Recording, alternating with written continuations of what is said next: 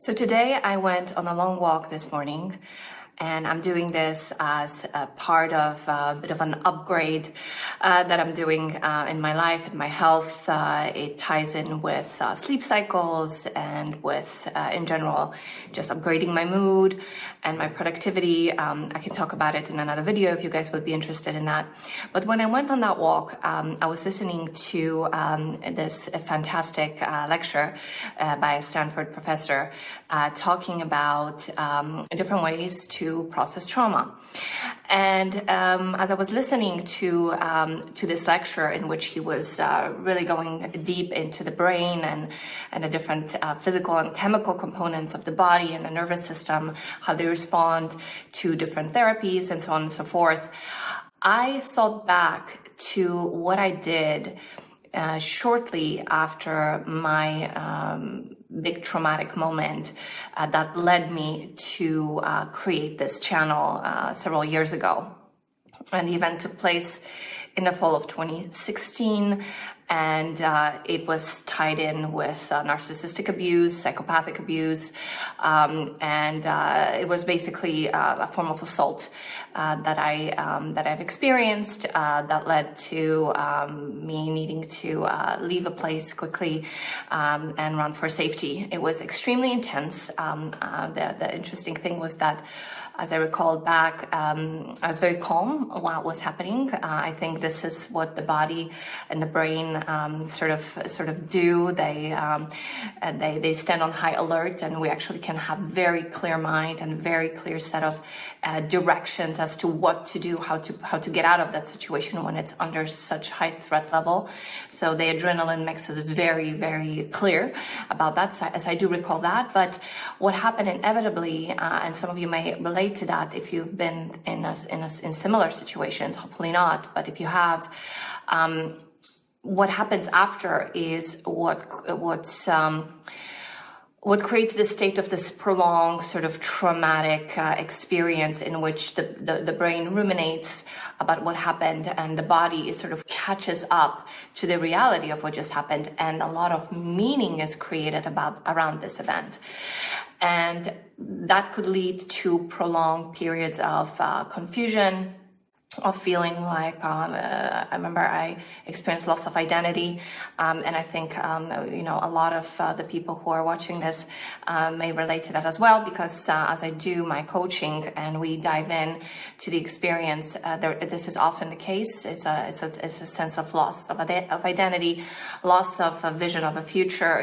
This deals with a big, let's say, a breakup from a person who had these narcissistic tendencies, behavioral tendencies, or it could deal with coming to terms with different sort of traumas in life, or it could be a discard, or losing a job that was very important because of a person who was abusive. These kinds of events can lead to a state in which we are just very, very disoriented, and this disorientation can last for a long period of time, and it can have a very negative impact on our functioning, on our ability to relate to other people, because we are no longer as trusting as we were before. Our world paradigm shifts, the way we perceive reality shifts, and it just has all of these cascading effects that also at the same time interconnect and interlink, and can be highly destabilizing psychologically and physically, and in other ways as well, emotionally. So I was walking, I was listening, and I had a little bit of a light smile on my face, because I realized that these events no longer have power over me in the way they used to. And just seeing throughout time, looking back, the kind of work that I did in order to help myself. And what I wanted to do in that moment, as I was there in the woods walking and thinking, is to record this video, which I'm doing now, and share with you this one tool that really helped me. I sort of accidentally discovered it. I've mentioned it in my other videos in the past, but I want to just dedicate this particular video to this because it's so important. I discovered a tool which seems to link a lot of the science that's coming out about how to heal trauma, how to calm down these fear circuits with the rational mind, and while at the same time processing emotion. Now, ideally, this is something we want to do over a period of time in a safe space with a practitioner who knows what they're doing, and you can also have that social component. But I didn't have that. I didn't have any of that, and I didn't have the knowledge as to what to do. All I had was my intuition, my own little soul GPS, and I had a phone, and I had headphones, and I had these woods, which was just about the same area where I was when right after this event happened. So basically, what this tool is, what this activity is this. First, I'm going to describe what it is, and then I'm going to explain a little bit more about why it's so effective, okay?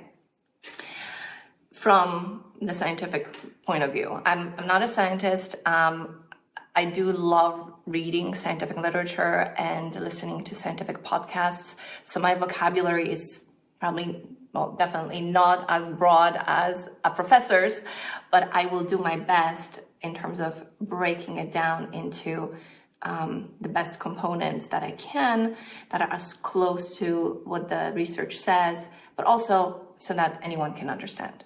Okay, so the activity is basically going on a walk in nature while having a phone and with a recorder app on the phone. This seems to be an important component because I've done it without the recorder app too, and it had a little bit of a different effect. So you want the recorder app on. You can download anything. There are many different kinds. Mine is just called Recorder. It's on an iPhone. And have headphones with a microphone so you can speak to the headphones. And then just wear comfortable clothes so that you can comfortably walk. You want comfy shoes so that nothing hurts. So you're in this kind of a safe, neutral space. And as you're walking, you're going to be talking. You're going to be talking to the microphone, and you'll be recording what you're doing. And you're going to be talking about whatever's on your mind.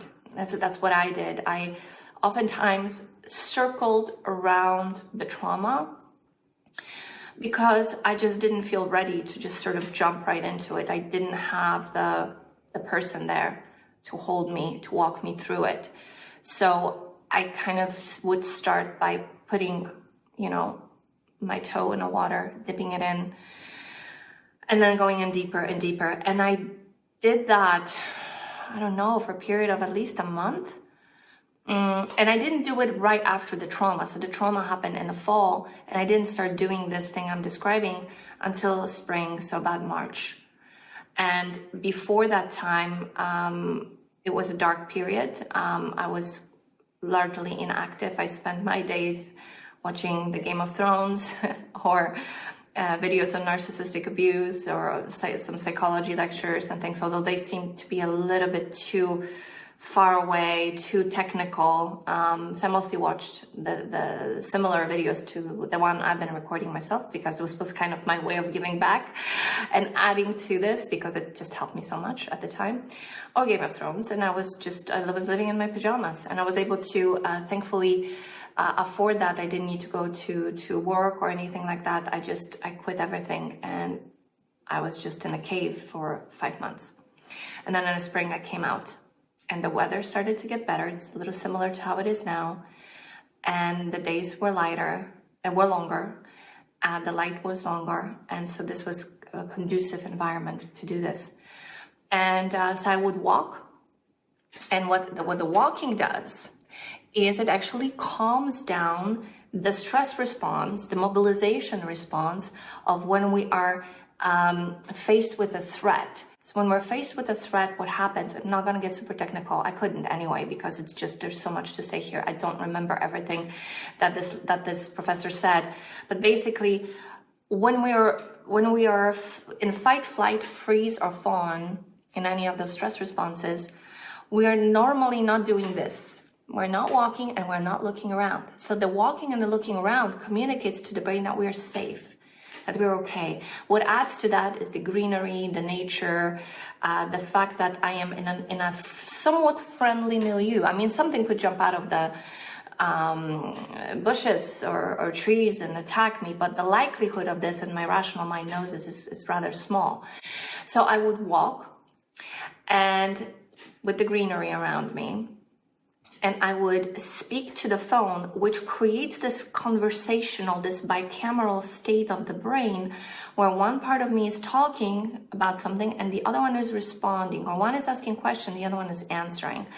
So you could say that one is sort of more the reactive child mind, the traumatized mind telling a story, and the other one is the parent or the higher self, you could say, or whatever you want to call it, the more rational adult part of the brain that is responding. So I'm having a bit of a social thing going, social relationship with myself. And I'm being seen by one part of me is being seen by the other, kind of simulating what happens inside of a therapist's office, right?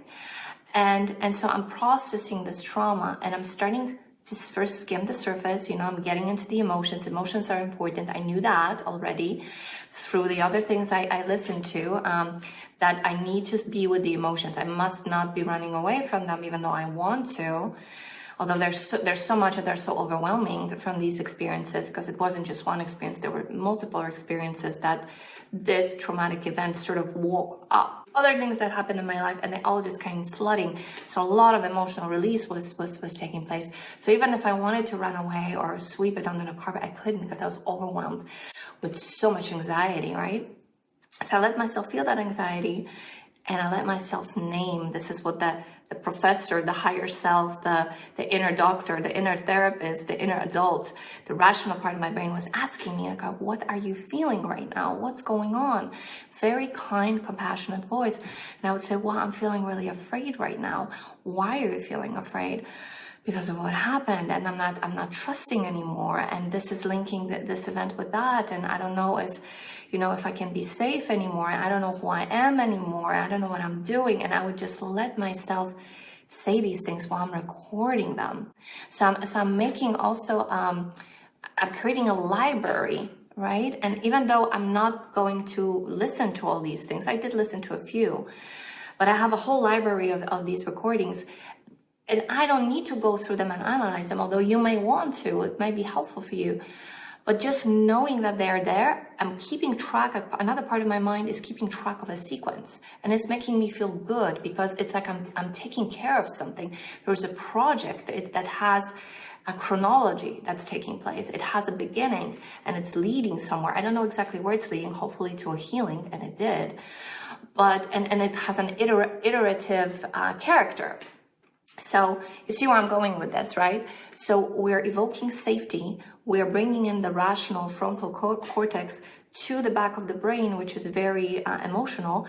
And that's communicating with the rest of the body, which is walking, and the nervous system is getting the message that I'm safe. So again, just flooding the traumatized mind that has this impulse of creating this mobilization towards threat, calming it down with rational thinking, rational conversing, and a safe environment that's around me. So that's what I wanted to record. I want to encourage you, if you're feeling like you're still processing trauma, maybe you also have somebody you're working with, and that's great if you do. But if you want to add that, I would highly recommend it, and or especially if you don't have any of these tools at your disposal, meaning you don't have a therapist. I know these things are expensive, and if the things you've been doing you feel it's not enough, this could be a very good thing to add. Now, if you've processed a lot of this trauma already and you don't feel like going back there, you don't have to. You don't have to be doing the talking. You don't have to be doing the recording. Just a walk in nature while having a little bit of a conversation with yourself, checking in with yourself, can also do a lot of good. So I hope this is helpful. Do let me know in the comments below what you think about this. If you've tried it, what was your experience? And if this is your first time on my channel, I want to, of course, invite you to subscribe, to like, to comment, because it helps to spread this channel out to other viewers for whom this information could be a lifesaver, could be very, very helpful. So thank you again. I look forward to reading what you have written, and I'm sending you all the best. Bye-bye.